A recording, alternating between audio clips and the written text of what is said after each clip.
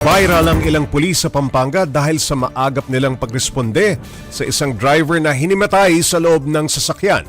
Para bigyan ng mukha ang balita, Mobile Journal Francis Rivera. Sir! Inatake yata pare! Inatake! Ito ang nirespondihan ng mga pulis habang nagpapatrolya sa barangay San Matias, Santo Tomas sa Pampanga. Sa loob ng nakaparadang kotse sa gilid ng kalsada, nakita ang walang malay na driver. Sir, may tao sa loob! Pwersahan ng binuksan ng mga pulis ang pinto ng passenger seat. Sir! Bukas! Tema pare! Binigyan nila ng first aid ang binatang driver, inanalayan siya makaupo ng maayos, tinanggalan ng botones ang polo, hinilamusan at binasa ang labi nito. Tsaka siya dinala sa ospital. Nakilala natin ang unang nakakita sa driver na si Police Corporal Prudencio Sanchez IV. Papatrolling po ako na motorcycle patrolling, sir. Katok ko po yung kotse dahil po naka-illegal parking. Pero po nung kinakatok po yung sasakyan, may tao pong nakadakpa at wala pong malay dun sa loob. Agad daw siyang humingi ng backup sa pagrespondi at wala pang 2 minuto, dumating na si Patrolman Jacinto Carag at Patrolman Rovi Dongka. Pagbukas ko po ng pinto, sir, talagang medyo wala po siyang unconscious siya. Tapos nung nabuksan po yung pinto, pinabukas po ni Police Corporal Sanchez po yung kabilang pinto doon sa driver door para mabigyan siya ng ventilation or mabigyan siya ng hangin.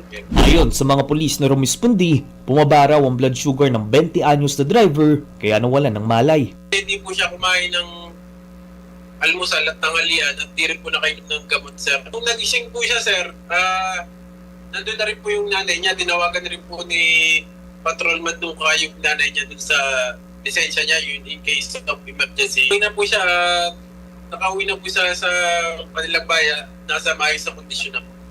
Nagpasalamat na rin po yung mga magulang niya sa amin sa kapulisan ng Santo Tomas.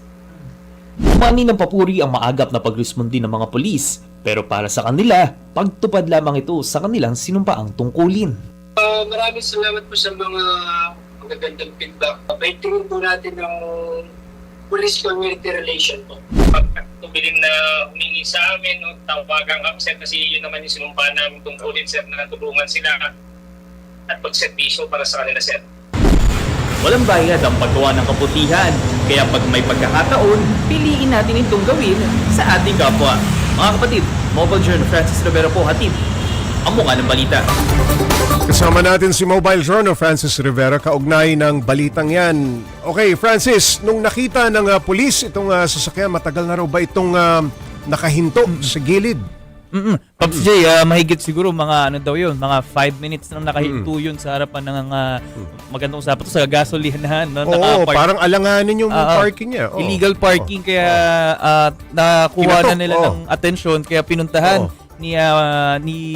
nung police, no? Itong si Corporal Sanchez at chinek niya nga kung ano yung nangyayari, kung baka nasiraan. Correct. Or kung ano yung meron sa loob. At yun nga yung kinakatok-katok niya at nasilip niya sa loob. Ayun, nakandun yung motorista na nakahandusa o nakahilata na doon sa may driver's seat. Okay, yung kuha na yan, kuha mismo ng, mula ba sa body cam yan ng mga pulis? Sa personal camera to ni Corporal Sanchez, Pops J. At okay. kasi si Corporal Sanchez nag-motovlog eh. So naaktuhan niya itong pagpatrolya niya dito. Mula dun sa action cam niya, nakita ko nga dun sa reflection, parang mula dun sa motorsiklo, no? Sa helmet na suot ni Corporal. Okay, low blood sugar ang nakikitang rason kaya hinimatay ang driver.